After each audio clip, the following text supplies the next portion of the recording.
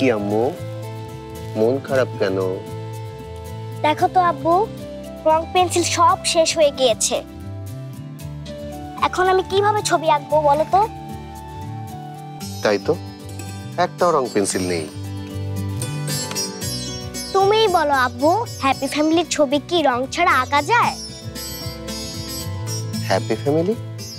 হ্যাঁ, আমাদের ফ্যামিলিটা তো এখন হ্যাপি, তাই না?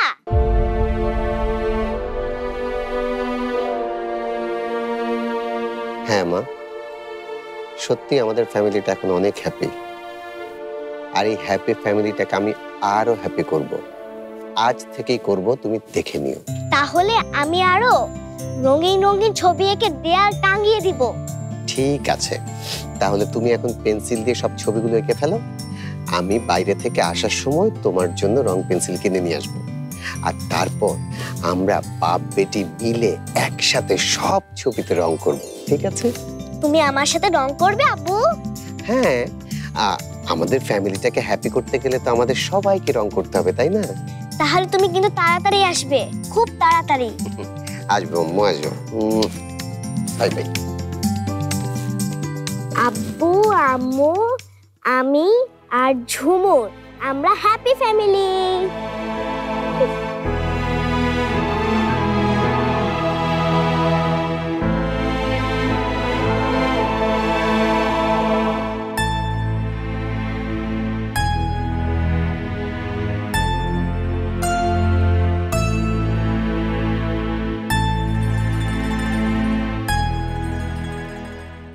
আচ্ছা, এমন করলে কি চলবে? নিজের প্রতি খেয়াল রাখতে হবে না? আমি তো রাখছি মামামের প্রতি খেয়াল। মামামকে প্রত্যেকদিন ওষুধ খাইয়ে দিচ্ছি, ঘুম পাড়িয়ে দিচ্ছি, আর মামামের মাথা ম্যাসাজ করে দিচ্ছি। শুধু তুমি রাখলে তো চলবে না, তোমার মাম্মামকেও নিজের প্রতি খেয়াল রাখতে হবে। আও মামাম, আস্তে।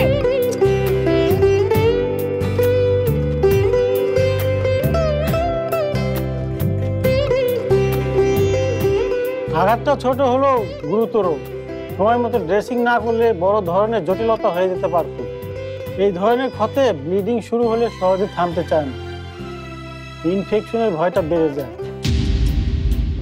ভালো হয়েছে দ্রুত সিদ্ধান্ত নিয়ে এখানে চলে এসেছে। দেখেছো তো আমার কথা, এখানে এসে কত ভালো হয়েছে। তুমি তো আসতেই চাইছিলে না, জানেন ডাক্তার আঙ্কেল, মাম্মাম তো আসতেই চাইছিল না, আমি জোর করে মাম্মামকে নিয়ে এসেছি।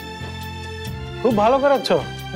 দেখেছো, আমি যদি জোর না করতাম আর তোমাদের কথা মতো মাহিন আঙ্কেলের জন্য বসে থাকতাম, তাহলে কি সময় মতো রক্তটা বন্ধ করা যেত?